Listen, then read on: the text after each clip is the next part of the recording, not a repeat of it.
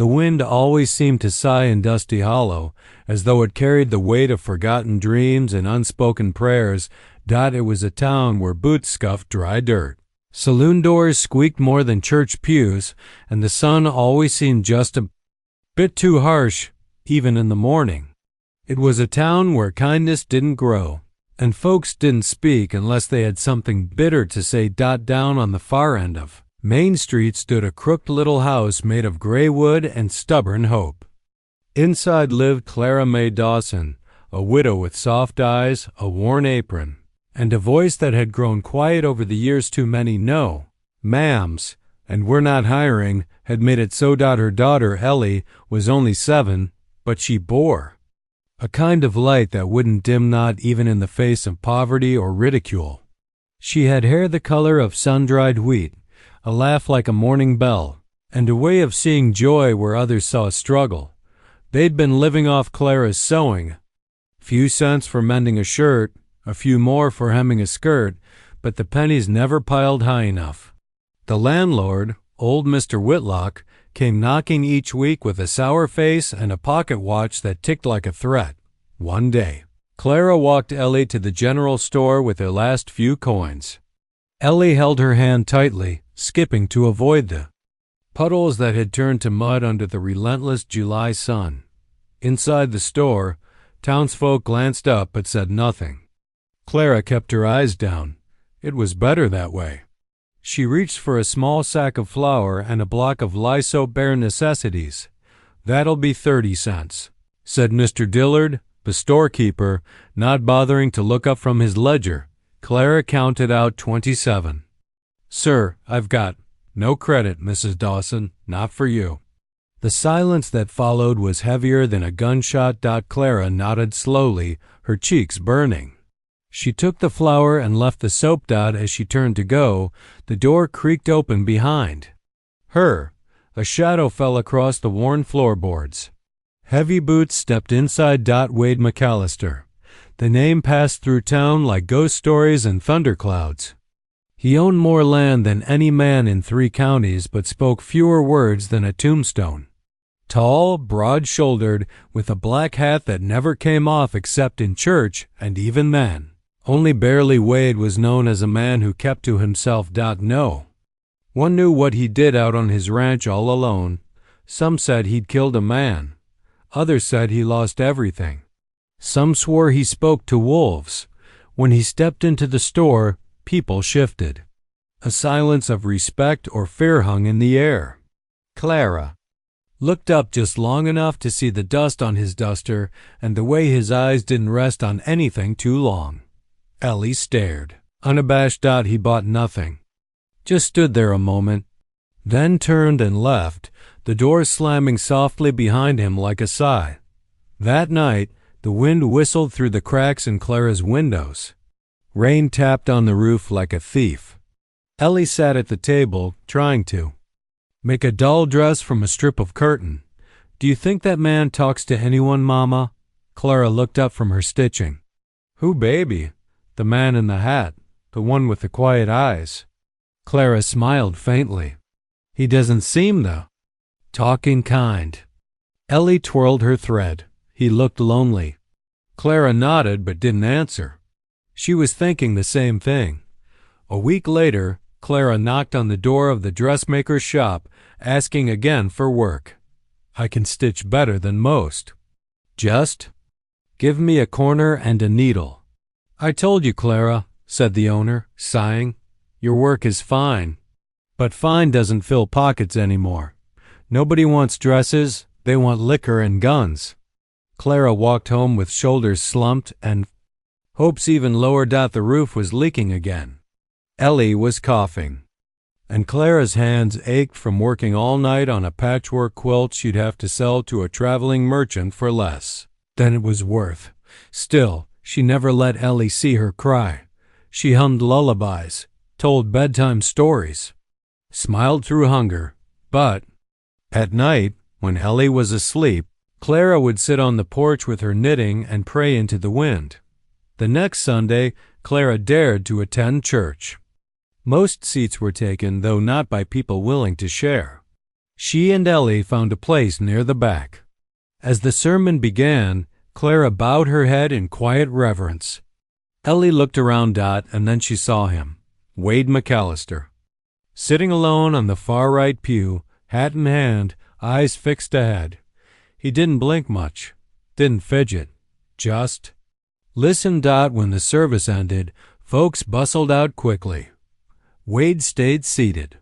Clara waited to avoid the crowd, letting Ellie pick wildflowers from beside the wooden railing. As they passed Wade's pew, Ellie stopped. She tugged Clara's hand and whispered loudly, "Mama, it's him." The man who looked lonely. Wade looked up. His eyes met Clara's. Something passed between them, a flicker, brief as lightning, but real. Clara smiled nervously.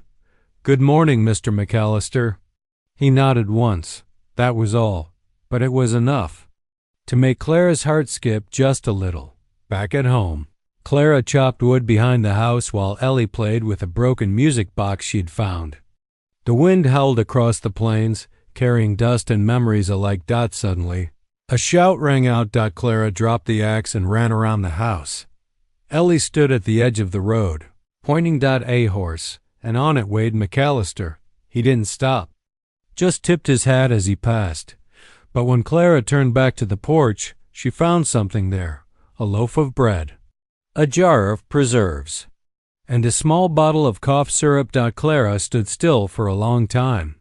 She didn't know if it was charity or kindness. All she knew was someone had seen them, really seen them, and that someone didn't feel so silent anymore.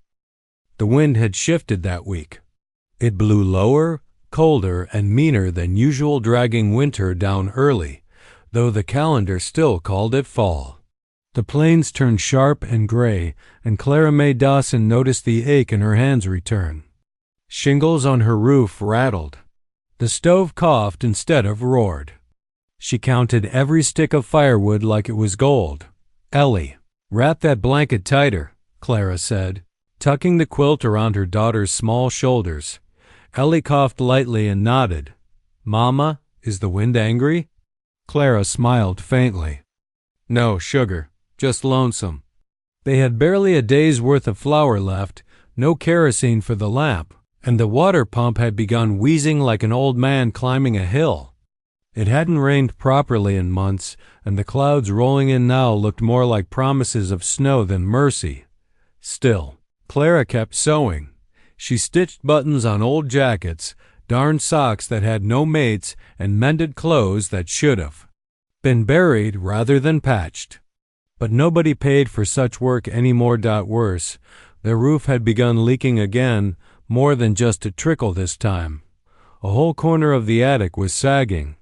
She'd placed a pot beneath it to catch the drips, but it filled too fast. When night fell, they bundled together beneath two quilts.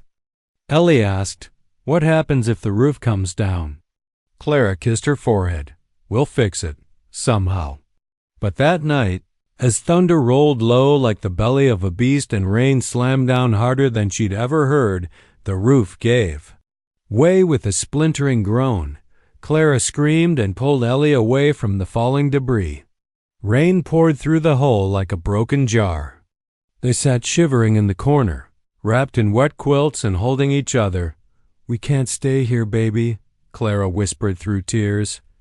"We have to go."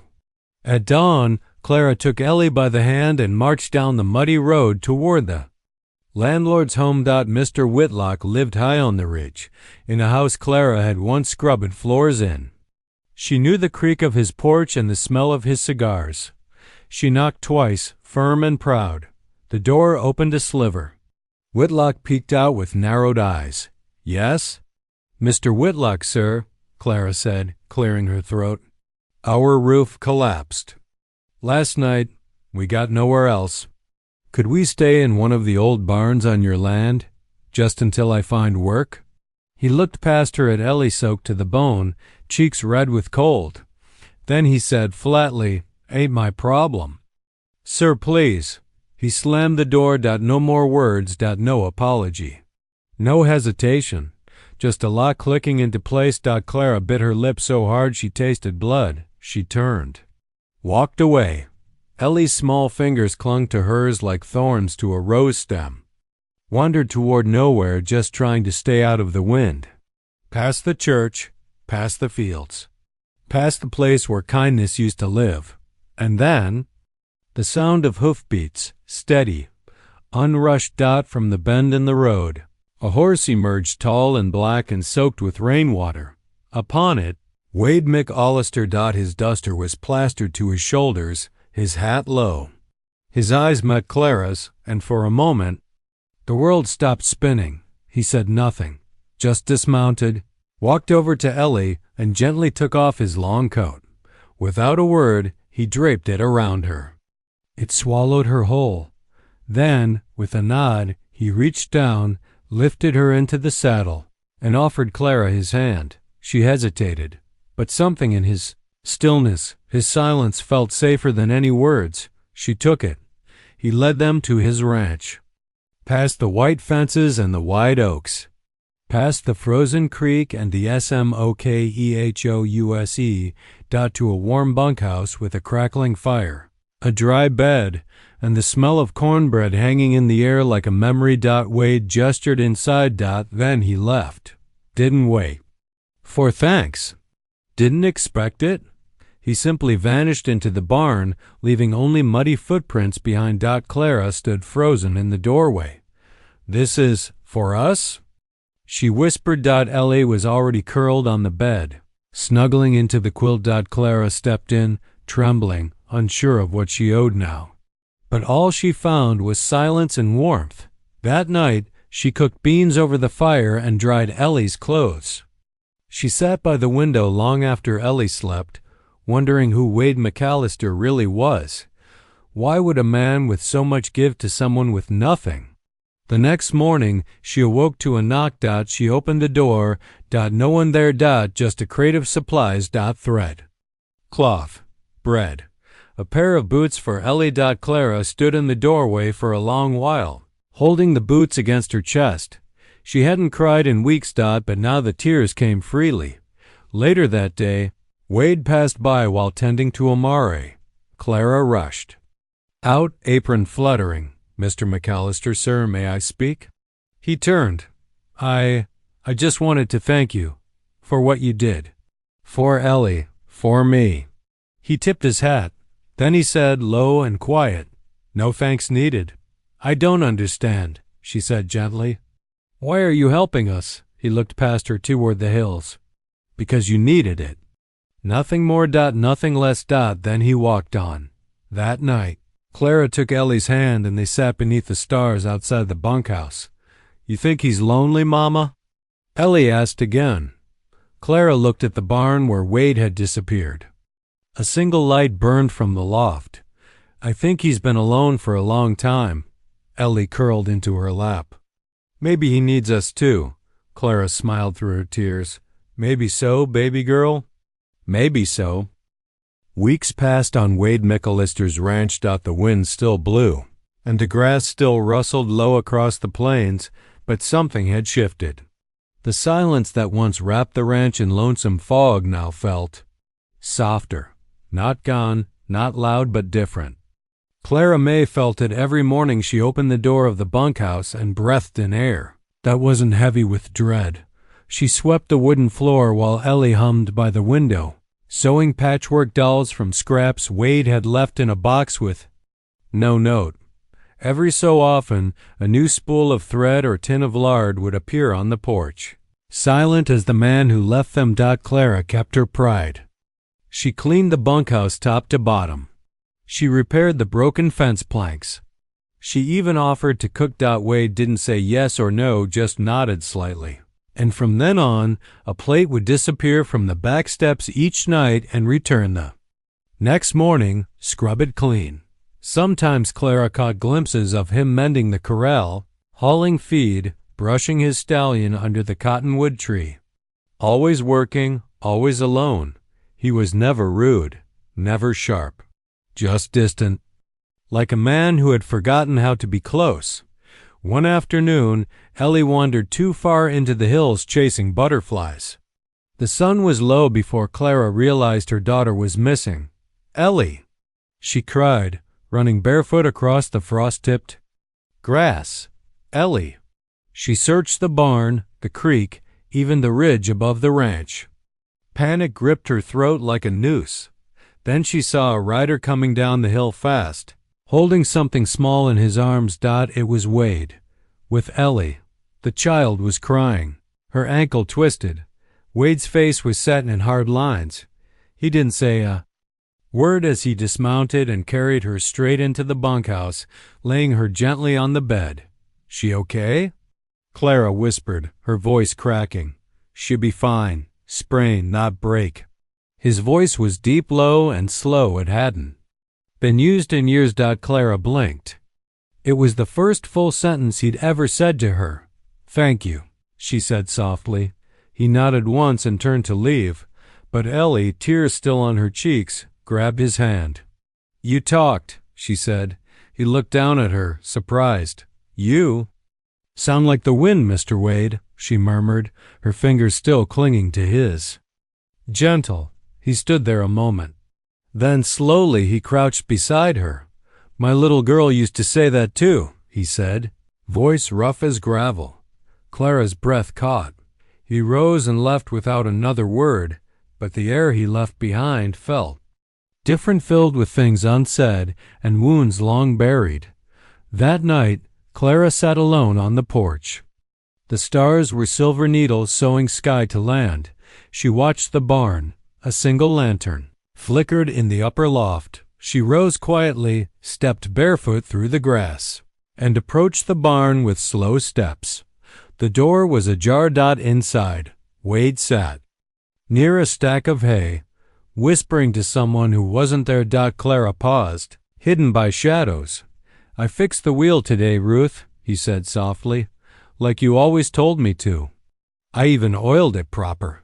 He chuckled once. "Took me 3 years to remember how." Silence. "I let a little girl stay in the bunkhouse today. Her mama's kind, quiet, but strong, like you were." He paused. His head bowed. "I don't know what I'm doing, Ruth." Clara stepped back, heart trembling. She returned to the bunkhouse, holding that name in her chest like a fragile bird. Ruth. His wife. The ghost in the barn. The reason he walked like the world owed him nothing and the stars never blinked. The next morning, Clara folded a blanket Wade had given them and placed it gently at his barn door. She left a note pinned with a button. "She's strong because someone gave her shelter. Thank you." It was all she could say, all she dared. When she returned to the porch, she found a jar of honey and a carved wooden horse. For Ellie, that was the only reply. Days grew shorter, nights colder. But in the quiet spaces, something tender grew. Wade began leaving bundles of hay by the bunkhouse for Clara's chickens. Clara stitched him a new shirt and left it on a post. He wore it the next day without a word. Sometimes Ellie would sit outside the barn, drawing pictures in the dirt. Wade would pass, stop, and glance down. One day, she drew 3 stick figures, a tall one, a medium one, and a little one in the middle. "Is that you, Mama, and me?" she asked. "No," Ellie said. "That's you, Mama, and Mr. Wade." Clara looked up sharply, but Wade just stared at the picture. Then turned and walked away. One evening, Clara found Ellie on the porch, staring at the cottonwood tree. "Did you know, Mama?" she asked. "There's a grave under that tree." Clara blinked. "What?" "There's flowers there. Old ones, and a little ribbon. I didn't touch it." Clara's heart clenched. She waited until Ellie slept, then wrapped herself in a shawl and walked to the tree. The grave was small, unmarked, except for a smooth stone and a doll's ribbon. "Child," she fell to her knees. Wind moved through the grass like a whisper. Then footsteps. She turned. Wade stood a few paces away, hat in hand. "I didn't mean to intrude," she said, rising quickly. He shook his head. She was 5. Scarlet fever took her in one night. Clara swallowed hard. And Ruth? She asked gently. She followed her a winter later, not in body. But she was gone long before the ground claimed her. He looked toward the hills. I thought silence would protect me, but it just built walls. Clara stepped closer. Maybe you're ready to tear them down. He met her eyes. For a long time, neither spoke, and for once, the silence between them didn't feel empty. Back at the bunkhouse, Ellie was waiting at the window. When Clara returned, she whispered, "You were with him, weren't you?" Clara kissed her forehead. "Yes, baby." Ellie snuggled beneath the quilt. "You like him?" Clara smiled, brushing hair from her daughter's cheek. "I think I'm starting to." Clara May hadn't been to town in over 2 months. Not since the roof caved in. Not since the night Wade McAllister placed his coat over Ellie's shoulders and led them to a new beginning. But now the flour was running low. The soap was down to crumbs. The sewing thread was nearly gone. So she dressed Ellie in a patched-up dress, pinned her own hair into a neat bun, and hitched up the old cart Wade had lent her. The two rode into Dusty Hollow beneath a wide gray sky and the watchful eyes of the plains. The town hadn't changed. The same broken sign above the saloon creaked in the wind. The same shuttered shops. The same crooked steeple on the chapel that hadn't seen a wedding in years. Clara's presence caused ripples the moment her boots hit the dirt road. People stared. Men tipped hats with sneers rather than respect. Women whispered behind PARASOLS. Ellie walked beside her mother, holding her hand but sensing the shift in the air. Her steps grew slower with each glance cast their way. Inside the general store, the tension thickened. Mr. Dillard didn't even look up. "Well, if it ain't the rancher's lady," Clara flinched. "I beg your pardon?" He raised his eyebrows. "Heard you been living out there on McAllister land. Mighty cozy arrangement." "I'm his guest," Clara said calmly. He's extended nothing but kindness. "Is that what they call it now?" A woman chuckled from behind a barrel of beans. "Must be real sweet in that bunkhouse," another whispered. "Some women'll do anything for a roof over their head." Clara stood taller. "That man saved my child's life." The room quieted, but not with respect. With spite. "Some say he talks to ghosts," Mr. Dillard muttered. "Some say he killed a man in Arkansas." "I don't care what some say," Clara said. "I care what he's done for us." When no one else lifted a hand, she paid for the flour and left the soap behind. As she turned to leave, a voice cut through the room. It was Lucas Perry, the mayor's son. Tall, handsome, rotten to the core. "Well now," he drawled, stepping into her path. "You still wearing that wedding ring, Clara? Or has the silence of that ranch made you forget what it means to be a lady?" Clara's hands trembled, but she didn't lower her eyes. "Excuse me," she said quietly, but he didn't move. Ellie squeezed her hand. "I said, excuse me." Lucas leaned close. "Might be time you came back to town, Clara. Found a real man, one who talks." And then he reached for her. The slap echoed louder than the church bell. Every person in the store froze. Clara stood still, hand still lifted from where it had struck his cheek. Lucas reeled backward, face red with fury. "You'll regret that," he hissed. "You'll regret that whole damn ranch." Clara took Ellie's hand and walked out without a word. The cart ride home was silent for miles. Ellie looked up at her mama. "Why are people mean, Mama?" Clara stared at the trail ahead. "Because they're scared of people who don't need them." Ellie nodded. "We don't need them, do we?" Clara swallowed hard. "No, baby. Not anymore." That night, after Ellie slept, Clara stood on the porch and watched the stars. She didn't notice Wade until he stepped beside her. "You went to town," he said. She nodded. His jaw clenched. "They give you trouble?" Clara didn't answer right. Away. They don't like what they don't understand. Wade said nothing. Then he handed her a wooden box. Inside, candles, buttons, 2 skeins of thread. Clara looked up. Why do you keep helping me? Wade studied her face in the moonlight. Because I can. She opened her mouth to speak, but the sound of hooves broke the silence. 4 riders approached fast from the trail torches lit, dust rising behind them like a storm. Wade's hand went to his hip. Stay inside. Clara obeyed, heart pounding, pulling Ellie into her arms and closing the door behind her. Outside, she heard voices, ugly, familiar. Lucas Perry and 3 other men. We come for the widow, McAllister, Lucas shouted. She don't belong out here, tacking up what ain't hers. She's under my protection. Wade's voice rang out cold and steel flat. That so? Lucas spat. You think that means something to the town? You think your ghosts scare us? She's not leaving, Wade said simply. You can't keep her. I can try. A silence. Then a gun cocked. Clara pressed Ellie close. Her breath hitched. Then dash cracked. The gunshot echoed across the valley. Clara screamed and flung the door open, but it wasn't Wade. It was Lucas. Holding his hand, bleeding. His gun fallen in the dirt. Wade hadn't drawn his revolver.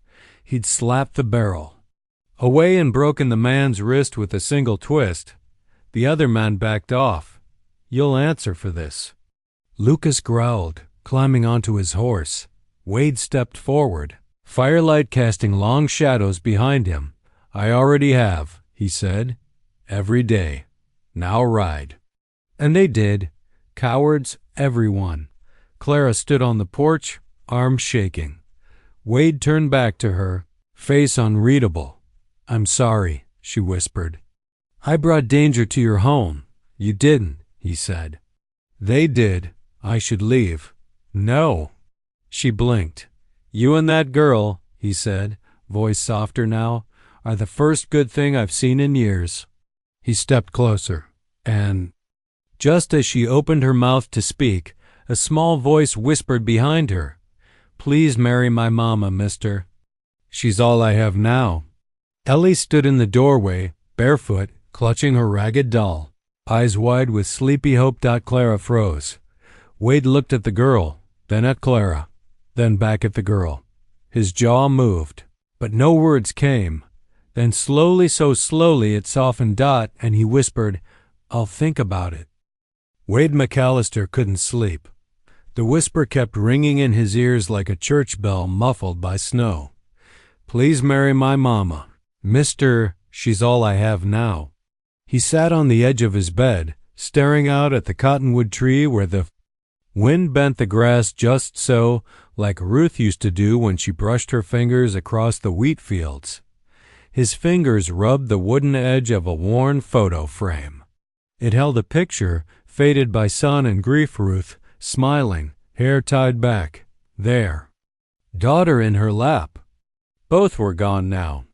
But some nights he still dreamed they were waiting in the kitchen, a pie in the oven, laughter in the walls. Not tonight. Tonight. There was only the echo of a little girl's hope and a woman's presence that was waking. Up the corners of his heart he'd tried to bury for years. Across the yard, Clara May stirred quietly beneath the blankets.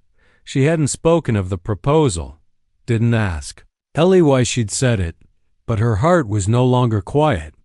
It thudded louder than it had in years, and her thoughts twisted through the dark like roots in dry soil. She'd come here broken. A widow, a mother, just surviving. Now she found herself smiling when she stirred beans, humming while she sewed. Wade's shirts, watching the road each time she heard a horse. Hoping it was him, even if all he did was nod. He was unlike any man she'd ever known.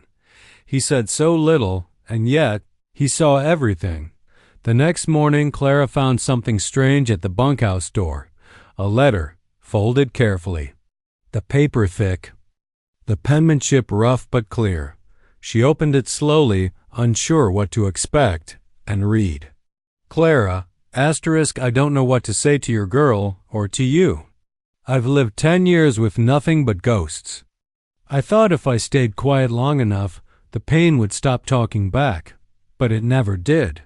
When you came here, I thought you'd stay a night, maybe 2, but you stayed. And something changed. The bunkhouse warmed up.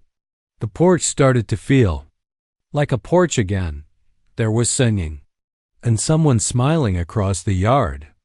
I used to believe my heart had died with my wife and child. But lately, it's been waking up, and I'm scared. Scared I might be a man again. Scared you might say yes. Or worse, you might say no. Asterisk, if you'll have me, I'd be proud to be her father and your husband. Wade McAllister. Clara didn't move for a long time. She read the letter again, then again, and again. Tears blurred the ink. Her hand trembled. Her breath hitched. It was the most beautiful thing anyone had ever said to her. She turned to Ellie, who was braiding scraps of fabric. Did you tell Mr. Wade to marry me? Ellie looked up, startled. I didn't mean to be bad, Mama. He makes you smile. And I saw you look at him when you thought no one was watching. I thought maybe he could love us. Clara pulled her into a hug. Oh, baby, she whispered. You didn't do anything wrong. They held each other a long time. Then Clara looked out the window toward the cottonwood tree. That evening, she cooked cornbread and beef stew, his favorite. She'd learned. She placed 2 plates on the table, then lit the old lantern and walked to the barn. Wade was saddling his horse, though he wasn't riding out. His hands were steady, his face unreadable. Wade, Clara said, holding the letter close to her chest. He turned slowly. She walked toward him, heart pounding. I read your letter. He nodded once, waiting. I don't know how to say yes in a way that's big enough. For what you wrote me. He blinked, once, but the answer is yes. He looked at her, eyes widening just slightly. I'd be proud to be your wife and to let you love my daughter. A long silence. Then Wade exhaled and stepped forward. Reached for her hand with a gentleness that broke her. Thank you, he whispered, for bringing me back. That night, Ellie climbed into bed and whispered, Is he gonna be my papa now? Clara smiled. If you still want him to be, Ellie grinned. More than anything. And when Wade came to the door that evening, he didn't leave the food at the step. He knocked out and stepped inside. For the first time, the bunkhouse glowed with more than lantern light. It glowed with hope and healing, and the promise of a new kind of love, not fiery or rushed, but built from umbafut. Long silences and broken hearts that had learned how to beat again. Spring brought green to the hills, and laughter to the yard. Where once the wind only stirred dust and silence, now it carried the sound of a little girl's giggles, the creak of a rocking chair shared by 2, and the scent of coffee brewed in. Peace. The wedding was quiet. Just the preacher from Dry Creek, Ellie in a blue dress Clara had sewn from leftover fabric, and Wade in his only suit coat, collar starched with effort. Clara wore white not because she had to, but because Wade wanted her to feel beautiful. She did, not because of the dress, but because of how he looked at her. Like she was the first dawn after a decade of darkness. They married beneath the cottonwood tree, the same one Wade had planted with Ruth, the same one Ellie had played under, chasing fireflies. Now it stood as a witness to something new, something sacred, a beginning, not an ending. Do you take this woman? The preacher asked. I do, Wade said, voice steady. And do you take this man? Clara looked up at him, her hand in his. I do. Then the preacher turned to Ellie. And you, little miss, are you ready to share your mama? Ellie's eyes sparkled. I already did. Now he's my papa. Laughter broke out like thunder from a cloudless sky. Tears followed, even from Wade.